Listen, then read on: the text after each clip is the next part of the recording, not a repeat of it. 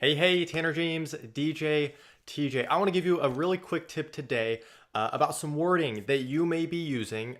And if you change it up, it could help you come across as a better vendor, a better person as a DJ. Let me explain. We as DJs don't want to be just DJs, right? Because if we're just a DJ, we are a vendor. And when we're a vendor, we don't have any pull. We don't have any power associated with us. We're just a vendor. We're just like the caterer. We're just like the photographer. We don't have any pull. But we know that if we don't do anything, it could very well damage the event and create a bad atmosphere. You know, if you put grandma right by us and our speakers, it's not the best, scene.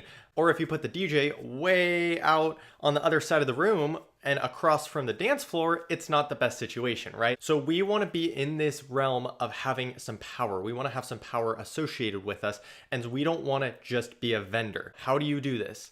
You don't want to be a vendor. You want to be an expert or an advisor. That's what I like to say. I'm not a vendor. I'm an expert or I'm an advisor. Now, I don't come to the client and tell them that. Instead, what I do is I say, I'd love to help with your event. Let me explain. So somebody contacts you and says, hey, we're looking for a DJ for this event, whatever.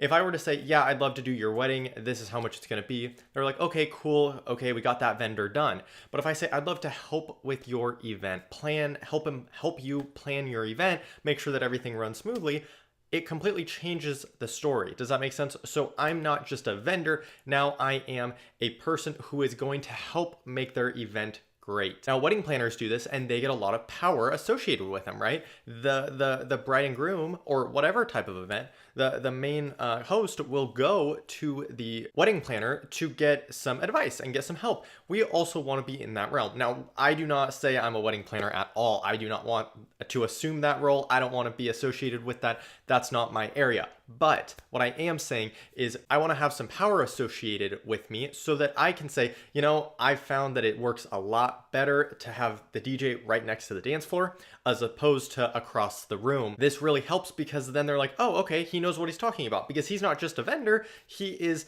somebody that we're going to go to for advice, like an expert or an advisor. So you see where I'm going with this? You want to have that power where you can go in. Now, that begs the question, how do you get that power? And that's why I say I'd love to help with your event. I don't want to just be a vendor. I want to be somebody who is helping them with their event, planning their event, making sure that their event is memorable. So from now on, implement this into your contact with clients. Say, I'd love to help with your event. I'd love to help you make your event great. Instead of just, I want to do your event, I'd love to DJ your event. I'd love to help you. And again, all together, this kind of changes the mindset because again, if we have 9 DJs that are saying, I'd love to do your event, I'd love to perform at your event, and then you have one person saying, I'd love to help with your event, they're like, oh, help.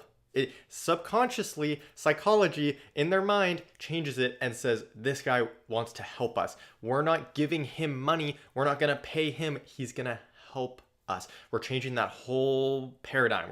We're having that mind shift. And that is what creates awesome DJs that are able to have more power and able to help the clients actually do what they want to do.